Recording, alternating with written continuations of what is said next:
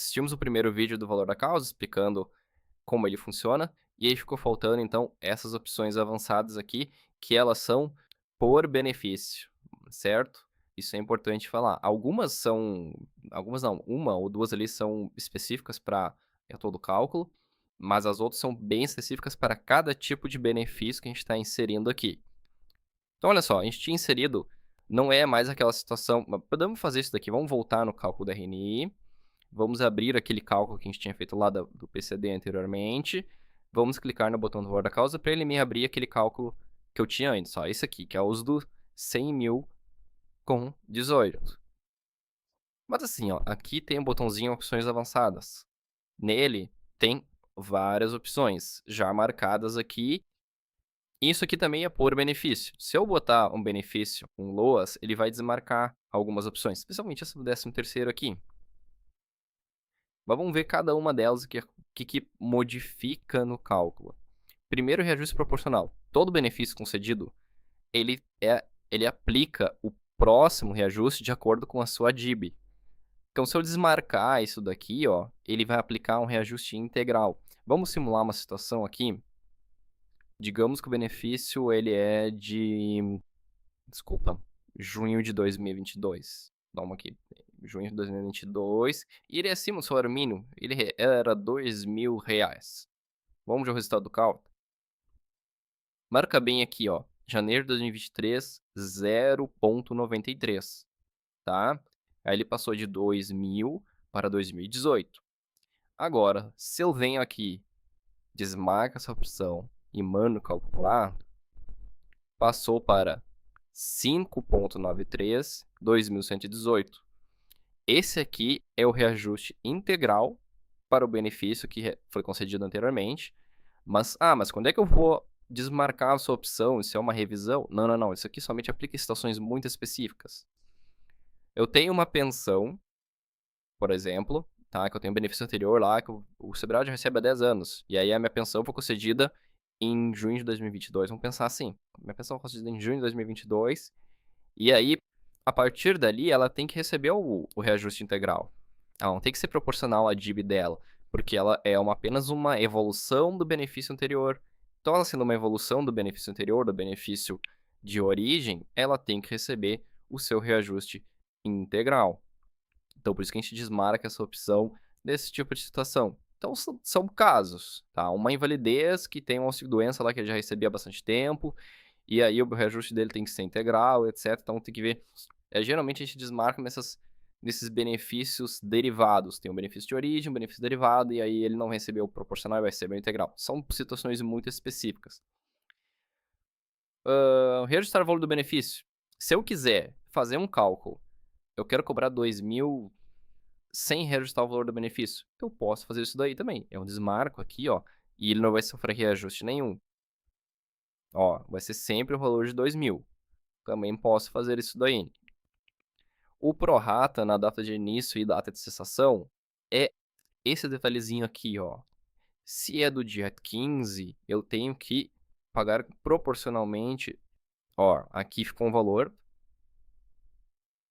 dividido prorata. Se eu desmarcar o prorata, vamos calcular de novo, valor integral. Beleza. Limitar a renda no salário mínimo. Se eu desmarcar, o benefício pode ficar abaixo do salário mínimo. Então, existem benefícios que o INSS paga abaixo do salário mínimo, né? Então, pode ter uma situação em que vai limitar ou não o salário mínimo. Mesma coisa do RPPS aqui que eu tinha lá no cálculo do RMI. Limitar a renda no teto. Estou calculando o benefício que é do regime próprio. Desmarca a opção de limitar a renda no teto. Desmarquei aqui. Vamos lá, um benefício de R$ 20.000. Vamos tirar aqui, limitar a renda no teto. Vou calcular, ele vai cobrar o valor de 20.000. Se eu marco para limitar no teto, ele vai limitar no teto do INSS. Ó, 7.000, 8.075, que é agora 2026. Então, beleza. Aí nós temos a opção do calcular o 13º, o 13º na DCB. O 13º, enfim, selecionei o benefício, que nem o LOAS, já vai vir desmarcado isso daqui, então ele não vai calcular o 13º. E esse 13º no DCB é na data de cessação. Quando eu marco uma data aqui, uma data fim para o benefício, o programa ele vai pegar essa data fim e vai adicionar mais uma parcela, tá? Então, sempre que eu informar uma data fim das parcelas aqui, o programa vai adicionar mais uma parcela no outro mês, que é o 13º da cessação desse benefício. Então, se eu não quero que ele jogue essa parcela adicional, eu desmarco isso daqui, tá? Desmarca essa opção, que daí ele não vai calcular o 13º. Eu posso calcular o 13º proporcional de acordo com a data de início do benefício ou com a data de início de pagamento. Se aqui, ó, vamos fazer uma simulação. Vamos botar aqui 15 de fevereiro. Vamos botar 2000 aqui, vamos voltar. Vamos ver aqui, DIB, ó. Vamos fazer isso daqui. Pode ver que o 13º aqui tá 833, tá? Isso porque ele está de acordo com a DIB. Se eu marcar com a data de início do benefício, que seria então proporcional ao mês de agosto, ele vai calcular em 416. Então, existem situações em que eu preciso calcular o 13º de acordo com a data de início do benefício, com a data de início do seu pagamento e tudo mais.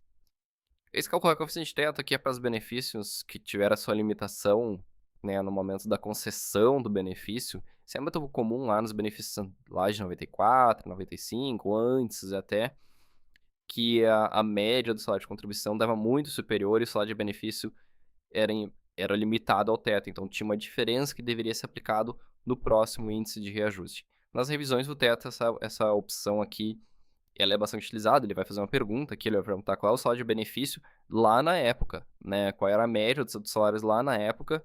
E ele pergunta se quer aplicar a revisão dos tetos da emenda 98 e 2003. Então, ele já até pergunta aqui, já abre, se deseja aplicar a revisão dos tetos na hora de reajustar o benefício. Calcular as vincendas, que são aquelas 13 parcelas futuras, né? Os 12 meses mais um 13º. Ele pergunta aqui, ó, com 13º ou não. Se eu desmarcar ele aqui, desaparece a opçãozinha. Mas, eu não quero calcular vincendas só com 12. Beleza, deixa desmarcado isso aqui. Mas quero calcular as vincendas com 13º. Deixa marcadinho isso daqui. Data limite do cálculo é a data que vai limitar o cálculo e também vai ser corrigido monetariamente também o cálculo. Tá? Então, nós sempre deixa para a data atual. Interrupção da prescrição. Tem alguma situação que eu quero interromper a prescrição em uma determinada data, eu posso interromper essa prescrição. Tem como a gente ver isso daí na prática? Temos. Vamos lá. Ele aplica prescrição quinquenal. Olha, o programa, por padrão, né, ele aplica a prescrição de 5 anos. Agora vamos aqui. Vamos pegar, digamos que esse benefício fosse desde os anos 2000. Eu estou cobrando esse benefício desde os anos 2000. E lá na época ele tinha direito a R$ 500. Vamos ver como é que ficou o cálculo.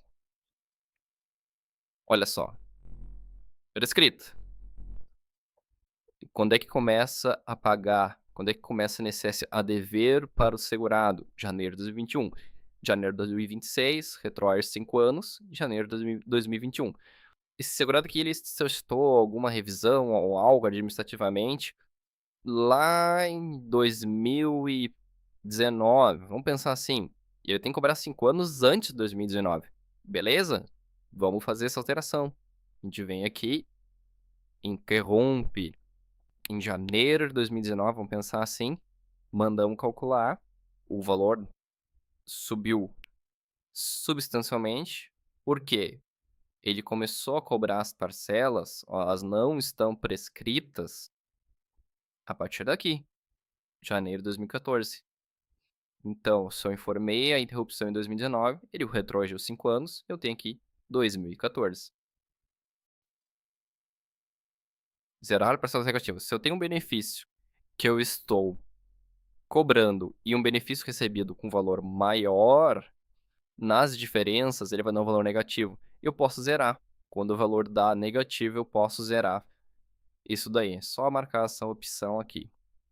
Agora acho que a gente viu tudo aqui do valor da causa. Próximo videozinho agora, vamos dar uma olhada no planejamento. E depois do planejamento a gente passa para liquidação de sentença. A evolução da renda, ele é um módulo muito parecido com o valor da causa, né? Ele vai ser exatamente essa mesma essa mesma interface aqui. A única diferença é que ele não vai ter atrasados. Então a evolução da renda é só para mostrar a evolução do benefício, né, então depois podemos fazer um videozinho só mostrando, qual seria o valor do benefício. É um videozinho super rápido mostrando como funcionaria a evolução da renda.